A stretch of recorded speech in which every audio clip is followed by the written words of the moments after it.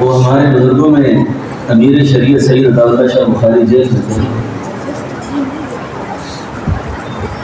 جب جیل سے رہائی ہوئی نا،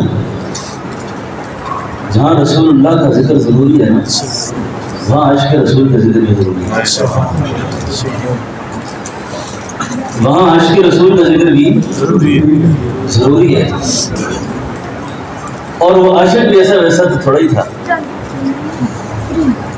جس نے اپنی خطابت کے جوہر ایسے بہائے، ایسے دکھائے کہ عشاء پڑھ کر حضور کی سیرت کو شروع کیا، فجر کی اذان ہو گئی. اور مجمع میں سے ایک آدمی بھی اٹھنے کا نام نہ لے. عشق رسالت کے بعد میں، ختم نبوت کے بعد میں ان کا ذکر کر کے چلو. بڑی جیلیں کاٹی. اکثر فرمایا کرتے تھے میری زندگی کا بہت سارا حصہ یا تو جیل میں گزرا ہے یا ریل میں گزرا ہے. جیل سے رہائی ہو رہی تھی، خیال آیا گھر جا رہا ہوں بڑے عرصے کے بعد، تو ذرا داڑھی کو رنگ کے چلا جاؤ، داڑھی کو کالی کر کے چلا جاؤں. گھر گئے تو ہماری اماں محترمہ نے، علی شاہ جی کی علیہ نے، اس شان سے ان کو کوئی پروٹوکول نہ دیا کہ جتنا ایک جوان خاوند کو دیا جاتا ہے، ایک شوہر کو دیا جاتا ہے. تو شاہ جی تو بڑے خوش مزاج تھے، کہنے لگی اللہ کی بندی تیری وجہ سے منہ بھی کالا کیا،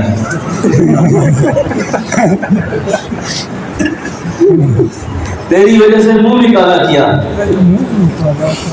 اور تیری طرف سے پھر بھی مجھے کوئی دلچسپی نظر نہیں آئی. ہمارے بزرگ فرمایا کرتے تھے وہ لوگوں تم دنیا میں جس جس کی وجہ سے آج منہ کالے کر رہے ہو، یہ کل تمہارے کسی کام نہیں آئیں گے. جس اولاد کی وجہ سے تم حرام کھا کے منہ کالا کرتے ہو، حرام کما کے منہ کالا کر رہے ہو، جیسے کل تمہاری قبر پہ فاتحہ پڑھنے نہیں آئے. تم اپنی آخرت کو کیوں برباد کر رہے ہو؟ ختم نبوت کے عنوان کو بھی تھوڑا سا بیان کر دوں، کیونکہ یہ وہ سٹیج ہے جس سٹیج پر پیری مریدی بھی چلی ہے، خطابت بھی چلی ہے، مجاہدانہ کام بھی ہوئے. کوئی بات ایسا نہیں ہے کہ نام رہ گیا ہو. تو ختم نبوت کی تحریک کو بھی تھوڑا سا پیش نظر رکھیں کہ کل 7 ستمبر ہے، سیرت کا حصہ ہے، کیونکہ امیر شریعت یاد آئے تو امیر شریعت کو جب بھی بیان کیا جائے گا تو امیر شریعت کے ساتھ آپ کی ختم نبوت اور حضور کی سیرت لازم ملزوم ہے. آپ کو اللہ نے ایک فصاحت اور بلاغت کے دریا آپ کی زبان پر بہائے تھے. خطابت کی کے اندر جتنے بھی اسلوب بیان ہوتے ہیں وہ سارے آپ کے سامنے ہاتھ پاؤں بکھیرے رہتے تھے. جب جو بات کرنا چاہیں اس میں اس بات کو کمال تک پہنچا دیتے تھے. اب نبوت کا ذکر آیا، ختم نبوت کا ذکر آیا، تو ختم نبوت کو بیان کرتے کرتے امیر شریعت نے یوں اپنے دامن کو پکڑ لیا اور اپنی خطیبانہ انداز میں فرمانے لگے. اللہ نے اپنے دامن میں نبوت کے کرے رکھے اور باری باری وہ کرے نکال کے تقسیم کیے.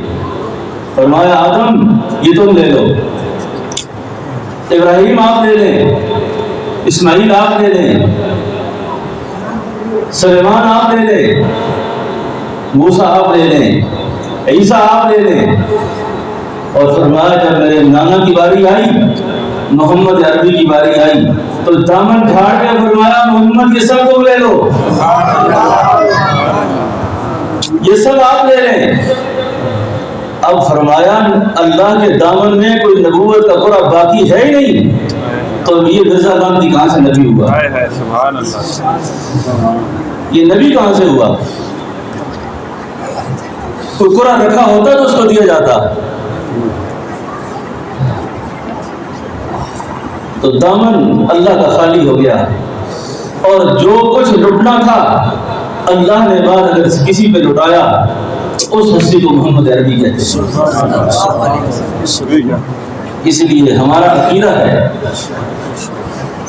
آپ سے کوئی پوچھتا ہے کہ تمہارا کیا عقیدہ ہے، تم اللہ کے نبی کو کیا سمجھتے ہو؟ موٹی بات بتاؤں، آپ یہ کہو ہم ایک خدا نہیں سمجھتے، باقی سب کچھ سمجھتے،